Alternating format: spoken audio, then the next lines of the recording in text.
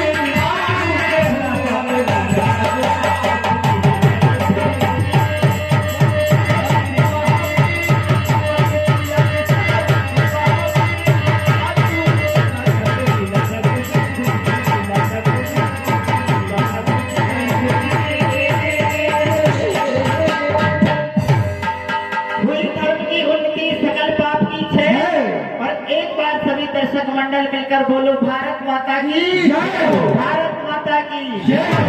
कहिए आर्य देवता आई हुई भक्त समाज को किस तरीके से ले जाना है और इसी रामलीला मंच से आज कौन सी लीला करके दिखाना है। आज देवी भक्त समाज आज कर भोजन मुनिवर विज्ञानी लगे कहत कछु कथा पुरानी। महामुनि विश्वामित्र जी भोजन करने के उपरांत कुछ कथाएं सुनाते हुए और संध्या वंदन से लीला प्रारंभ की जाएगी और धनुष भंग तक लीला दिखाई जाएगी। धन्यवाद।